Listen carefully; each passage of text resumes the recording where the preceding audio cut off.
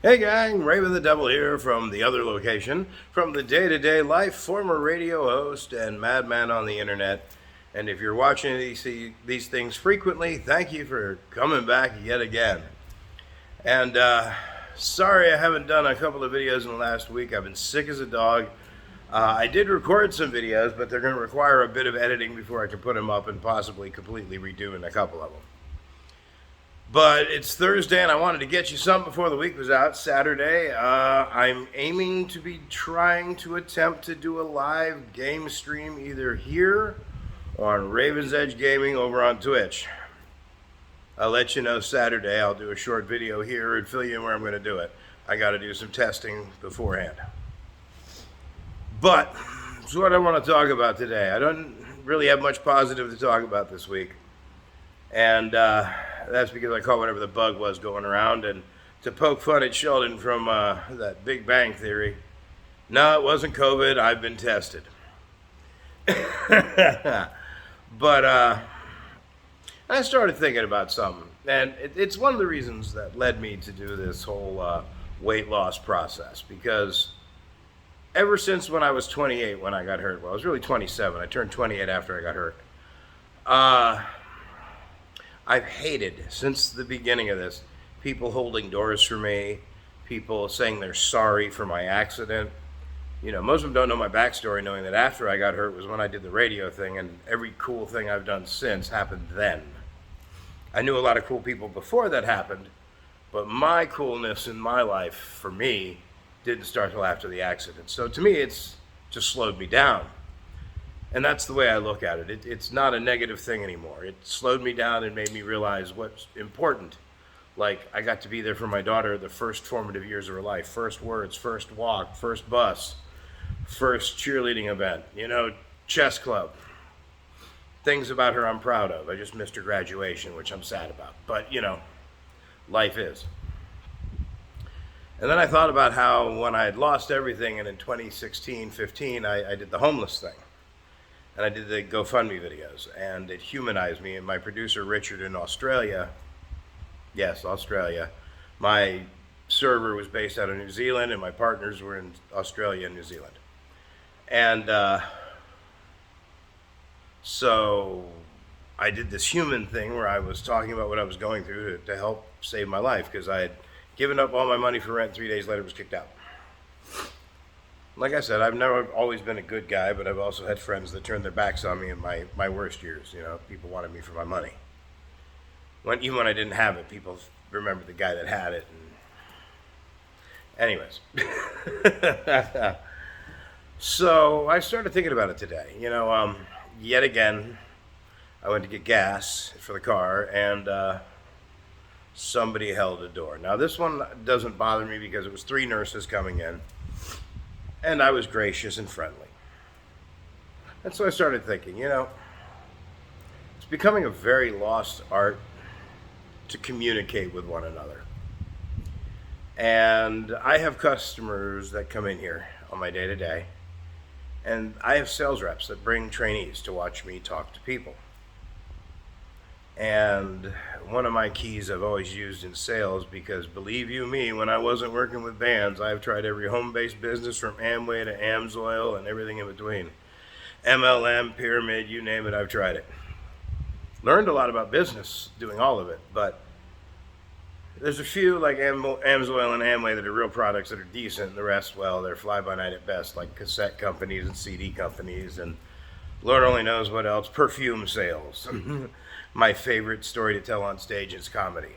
The year in 1989 in Houston, Texas, where I worked as a perfume distributor, walking around on the street with a box, going, "Hi, do you like to smell good and save money?" Not kidding, I did this. There were witnesses, including the band Death. Yes, the band Chuck Schuldiner. When I met Legible before I worked with them, they toured with Anvil and Death, and went backstage to hang out with the guys because I've been corresponding through pen pal with Matt Vinci. And I hung out with Death after their set, just before Anvil kicked my teeth in with their drummer. And a year and a half later, I was in Houston, and they came through the Wing restaurant we were at across the street from the After Dark club they were playing at. Now, this was 89. I was selling perfume. It was a pitch meeting, dinner with the crew. So I'm wearing Cavaricci shirt, Cavaricci pants. I smell like Calvin Klein's Obsession from 3 miles away. Might have even been eternity at that point. And so I'm dressed like, a 1989 pirate. If you're wondering what Cavaricci pants are, guys, go look for Arsenio Hall. Look at his pants. That was me. But it was white and black. And they walk in and they go, Raven, why are you, come on, guys, come over here, have a beer with us.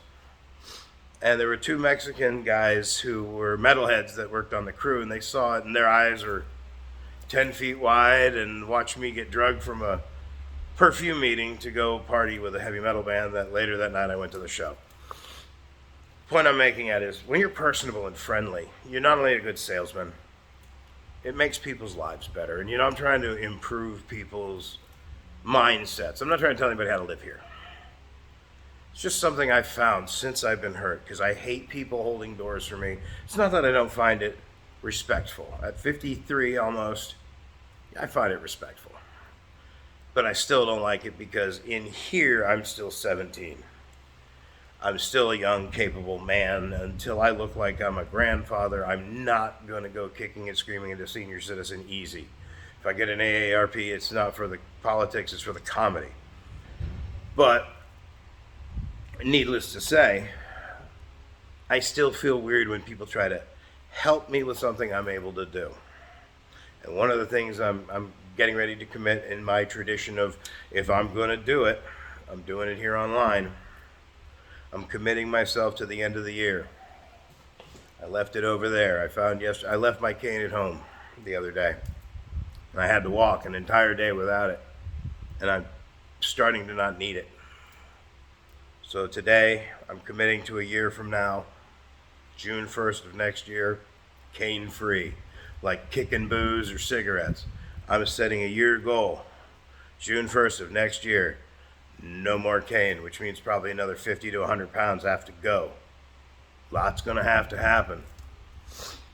But on the previous note, you know how easy it is sometimes just make somebody's day with a kind word or a smile. And a trick I use in sales all the time, if you want to call it a trick, is be genuine. When a customer comes in, they're in your place of business for however long. If it's a restaurant, upwards of an hour or two. A bar, good luck. Retail, 5, 10, 20, 30 minutes. Unless you're a car salesman, and well, however long until Satan tells you can take their soul. And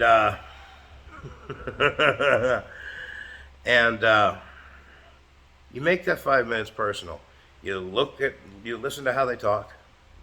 You listen to their story, and you make them feel like for the time that you're interacting with them, you're their friend. But why don't people do that to the strangers on the street anymore? They hold a door for me, and it's weird to me. Someone else do a kind gesture for me. I'm arrogant. I'm stubborn. I'm full of myself most days. I'm doing this. Full of myself. And, but yeah, we don't always do kind things just to do kind things. Like that atheistic thing. You do it just because it's the right thing to do. Today nurses held the door open, and I felt less awkward because this is their job. And then I made them laugh. Oh, excuse us. Here, let's get the door. I'm like, no. You reach the door first. I'm just a slow-moving target. You guys have a great day. They laughed and went inside. Their day a little bit better. So here it is today for you folks, because my day-to-day is about day-to-day. And if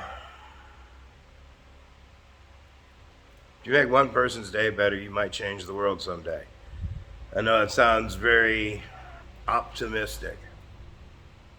But, if you think I'm being some sort of ray of sunshine here, trust me, I'm the guy that's getting ready to probably make a t-shirt that says, Election 2024, don't re-elect anyone. So there you go. I'm a very skeptical, angry guy today. And I got to do a retelling of the acquiring of the PS5 finally. Because this sales thing's going to feed into that. Take your hard nose, folks. If you're in sales, take your hard nose. You might cost yourself a sale, or you might end up the butt of some opinionated old bastard's video on YouTube. Looking at you, guy in Best Buy. Needless to say, sometimes if you're having a crap day, somebody asks me, a lot of people see me all the time, they go, hey, how's it going, man? I say the same thing every day. Still 6 feet up. I'm 5'11". 6 feet up means I've got 5'11" over that 6 foot down, It's a good day. I woke up today. Remember that, folks. Sometimes all it takes to have a great day is to remember you might not have woke up today. And I'm Raven the Devil. Not one of my better ones, probably, but if you like what I'm doing and want to keep seeing more till I can get my podcast up and going, where I can start interviewing people full time, and a game stream coming this weekend, time to be decided. It's going to be a test run, folks, see what happens. Hit like, share, and subscribe. Let's see if we can get to 1,000 people so I can start a live stream. Either way, it's not about the money. It's just about I want to get the message out. You guys have a great week. I'll see you Saturday, and I'll be back in just a little while.